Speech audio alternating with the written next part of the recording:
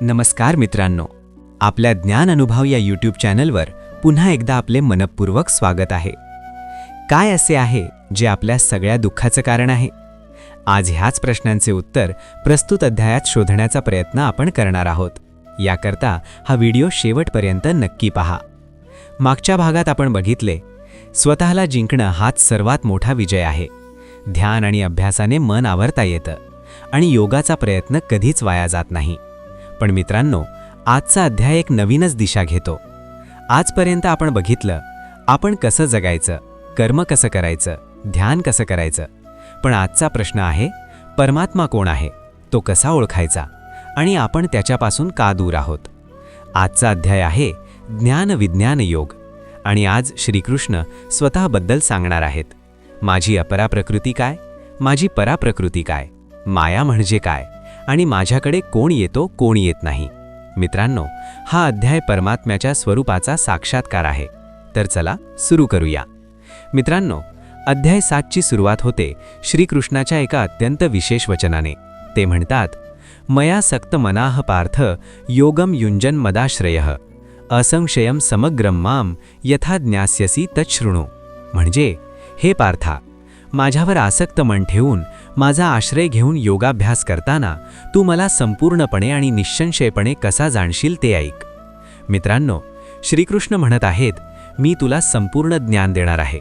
असं ज्ञान जे जाणल्यावर आणखी काही जाणण्यासारखं उरणार नाही. आणि मग ते म्हणतात, ज्ञानम ते अहम स विज्ञानमिदम वक्ष्याम्यशेषतः यज्ञात्वा नेह भूयो अन्यत ज्ञातव्यम अवशिष्यते. म्हणजे, मी तुला ज्ञान आणि विज्ञानासह हे संपूर्णपणे सांगेन, जे जाणल्यावर या जगात आणखी काहीही जाणायचं शिल्लक राहणार नाही. मित्रांनो, ज्ञान म्हणजे शास्त्रातील सैद्धांतिक माहिती, विज्ञान म्हणजे प्रत्यक्ष अनुभव.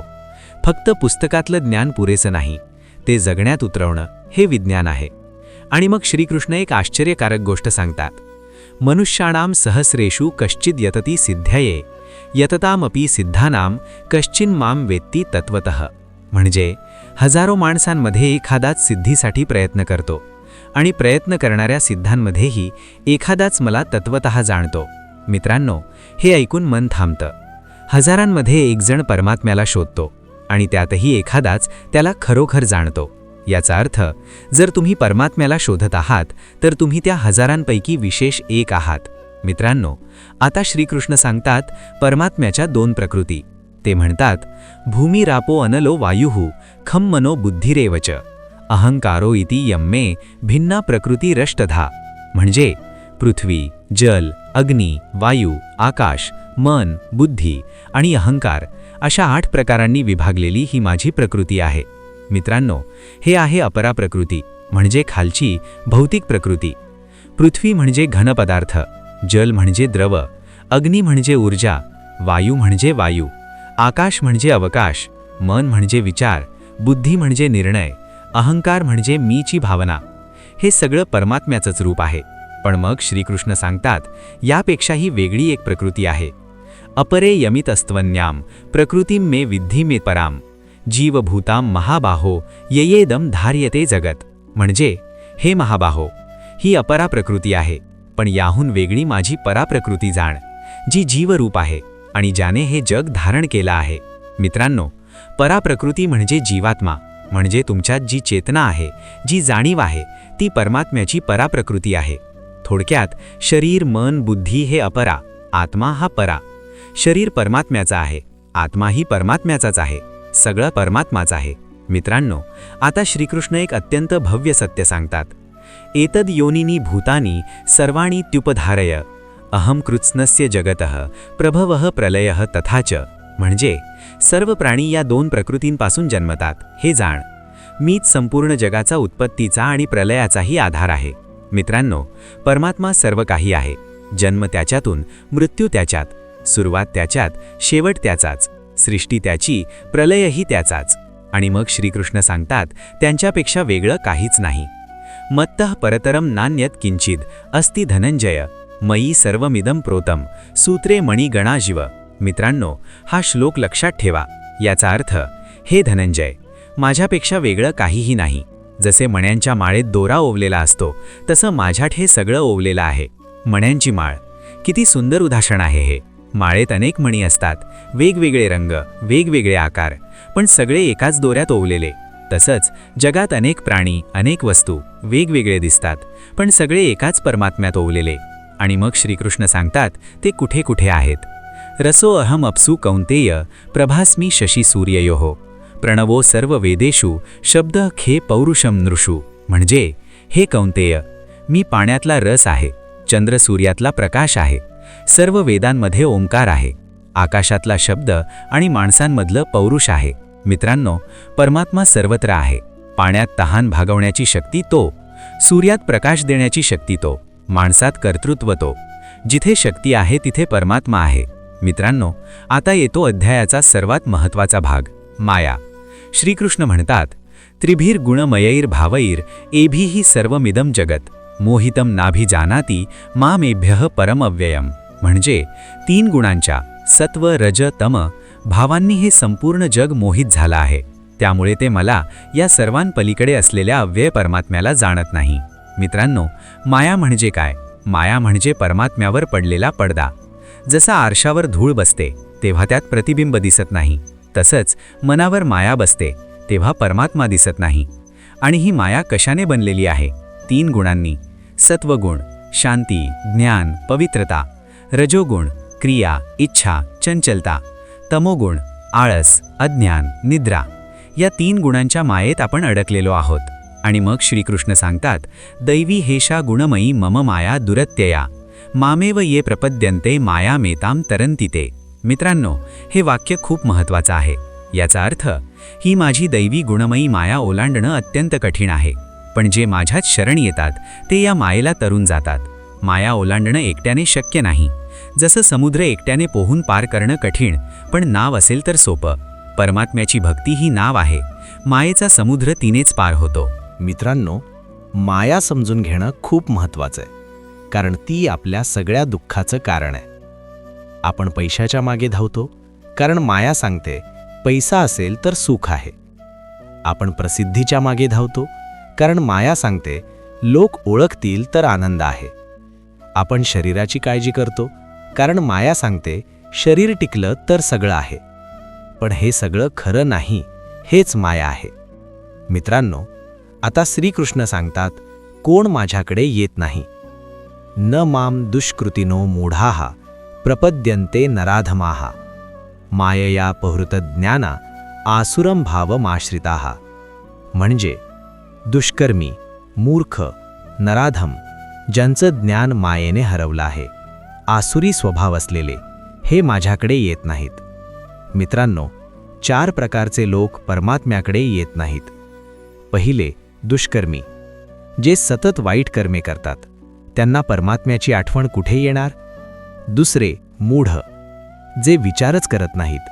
मी कोण, जीवन काय, परमात्मा कोण, हे प्रश्नच नाहीत, उत्तर कसे मिळणार? तिसरे, मायाग्रस्त, ज्यांचं ज्ञान मायेने झाकलं आहे, जे फक्त भौतिक गोष्टींत रमलेत. चौथे, आसुरी स्वभावाचे, अहंकार, क्रोध, लोभ ज्यांच्यात भरलेला, ते परमात्म्याकडे कसे येणार? मित्रांनो, हे ऐकून स्वतःला विचारा, मी या 4 प्रकारांपैकी आहे का?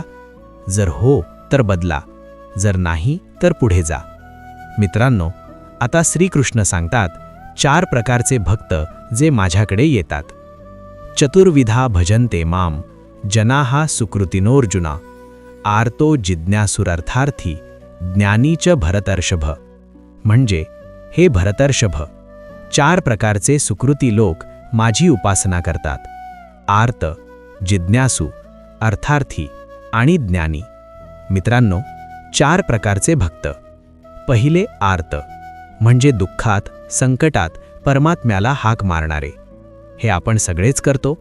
आजारी पडलो की देवाला आठवतो, नोकरी गेली की देव आठवतो, परीक्षा जवळ आली की देव आठवतो.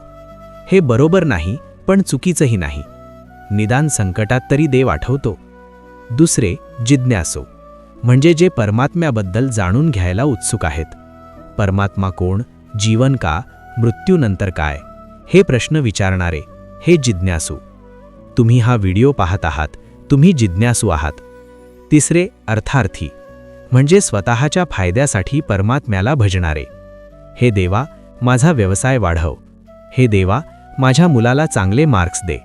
हेही ठीक आहे, निदान परमात्म्याशी संबंध तर आहे. चौथे, ज्ञानी, म्हणजे ज्यांना परमात्म्याचं खरं ज्ञान झालं आहे, जे फक्त परमात्म्यासाठीच भजतात, कुठल्याही फळाशिवाय. हे सर्वोच्च भक्त आहेत. आणि मग श्रीकृष्ण सांगतात, यांच्यात सर्वश्रेष्ठ कोण? तेषां ज्ञानी नित्ययुक्तः एक भक्तिर्विशिष्यते प्रियो हि ज्ञानिनो अत्यर्थहम स च मम प्रियः. म्हणजे यांच्यात नेहमी माझ्याशी जोडलेला एकनिष्ठ भक्ती असलेला ज्ञानी श्रेष्ठ आहे, कारण ज्ञानी मला अत्यंत प्रिय आहे आणि तोही मला प्रिय आहे. ज्ञानी भक्त परमात्म्याला सर्वात प्रिय असतो. मित्रांनो, आपण कोणत्या प्रकारचे भक्त आहोत हे स्वतःला विचारा. संकटात देवाला आठवतो, आर्त, ज्ञान मिळवायला उत्सुक, जिज्ञासू, फायद्यासाठी भजतो, अर्थार्थी, फक्त प्रेमाने भजतो, ज्ञानी.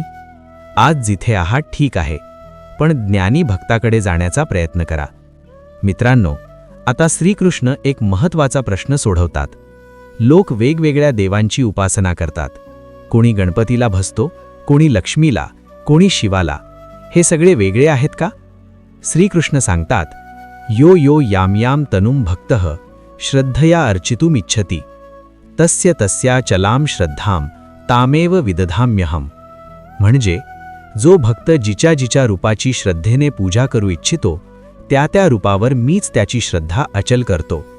मित्रांनो, सगळे देव एकाच परमात्म्याची रूपं आहेत. गणपती परमात्म्याचं रूप, लक्ष्मी परमात्म्याचं रूप, शिव परमात्म्याचं रूप, राम परमात्म्याचं रूप, कृष्ण परमात्म्याचं रूप. रूपं वेगळी, परमात्मा एकच. पण मग श्रीकृष्ण एक महत्त्वाचं सांगतात, अंतवत्तु फलम तेषां तद्भवत्यल्पमेधसाम देवान देवयजो यान्ति मद्भक्ताः यान्ति मामपि. म्हणजे पण अल्पबुद्धींना मिळणारं ते फळ मर्यादित असतं.